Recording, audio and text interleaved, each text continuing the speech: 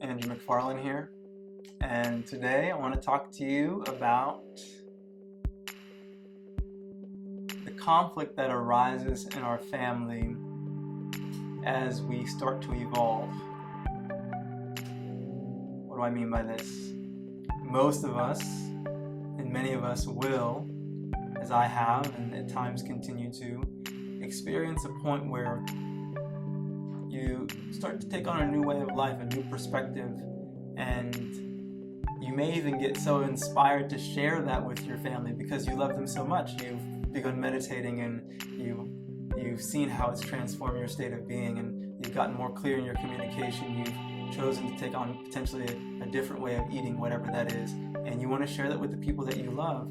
And not only is it potentially met with resistance, it could be even met with aggression, where people start to directly challenge you. They might call you crazy. They might say that you've lost your mind because now you're chanting and meditating and all kinds of things. And so within that, I felt like I wanted to share some of the insights I had around this process and why it is almost inevitable in some ways, unless you are in a very lucid group of people who are completely allowing to what's occurring, then great. And that's very possible, but it's mostly rare. So the reason that I find that this happens a lot of times is because, like they say in the Buddhist tradition, we interbe. What that means is that we are all connected. Our habits, everything is connected, and we also mirror one another. And so when one person shifts, that becomes an invitation for everyone to shift. But it also becomes a point if people are not ready to shift or don't feel aligned with that, they can either resist it, they can move towards it, or they can be, like I said before, completely lucid and present and just observe it, and they're clear on what's right for them. But oftentimes our relationships, the word relationship means to relate, our relationships are built off of sometimes unconscious connection, or really even unconscious habits. And so if one person in the collective is no longer fulfilling their role and people can no longer relate to them, people will do everything in their power to put them back in their role or defend the position that they're holding, because the lifestyle you take on can sometimes be a direct, or you could say indirect, challenge to the people around you. I heard a monk, he was speaking at one point, he was speaking about how he chose the path of celibacy. He went to see his brother who had a family at the time and children, and he sensed this tension in the room when they were having dinner, and he didn't know what it was about. And then eventually he came to realize, I'm not sure if it was through conversation or what happened, but he realized that his lifestyle in some ways became a direct challenge to his brother's lifestyle, because his brother was unaware that there was other options in terms of the way that you could live, because he chose a path that most people choose: family, kids, job, all of that. And to see his brother living in a way that is so radically different from the way that he's living, he felt challenged, because in some ways he may have been insecure about the choices he made. So that is one reason that these things might come up.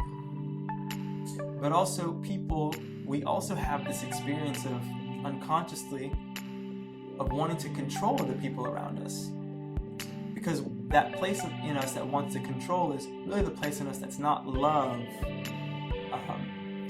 One of my favorite quotes is from Osho, and he says, the only thing higher than love is freedom, and love is the path to freedom.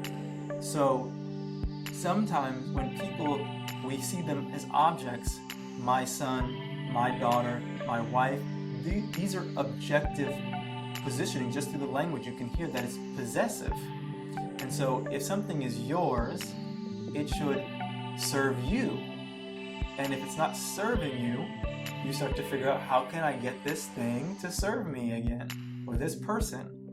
So you do all the things that you do through, potentially unconsciously most of the time, to manipulate them to coming back into their space, their role that they play in your life that makes you happy. Very rarely do we put ourselves in that person's shoes and say, oh great, that's not my path, but I'm happy for you. You can choose to live your life the way you want to live, because I'm going to live my life the way I want to live it.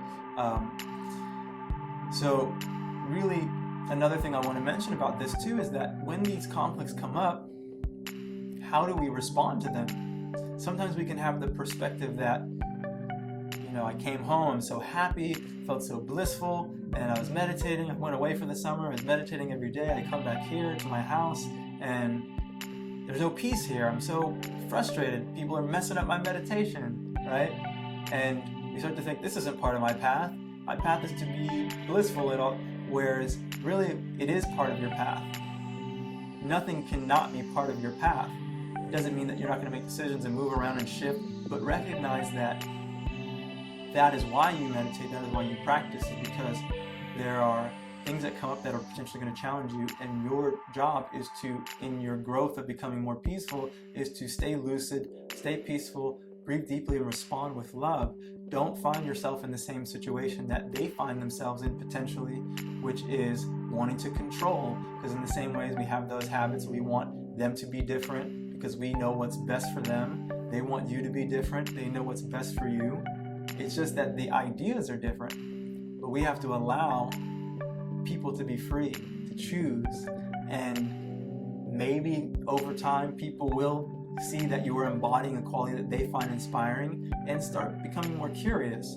But we can't force peace onto someone. That's a violent act. To force someone to take on a new way is actually an act of violence. So how do we allow? How do we receptive? How do we nurture? How do we stay present? How do we stay grounded without compromising and acquiescing to wanting to avoid the conflict and the discomfort? And how do we just sit in it? And how do we learn from it? And how do we say, that's okay, this is what's here, and I'm here to be who I am from a loving space, and allow you to be who you are, and allow us to grow together. So I love this conversation because I feel like the family connection is so visceral, the karma is so deep, that we learn so much. But it's important for us to see that this really happens in so many spheres. This is in our friendships, this is in our society, this is in all the ideas of places that we might feel the struggle of not being allowed to be ourselves, but really allowing the situation to influence you is what's really happening, to influence you to not be yourself. So, sending you my love as always. Andrew McFarlane signing out.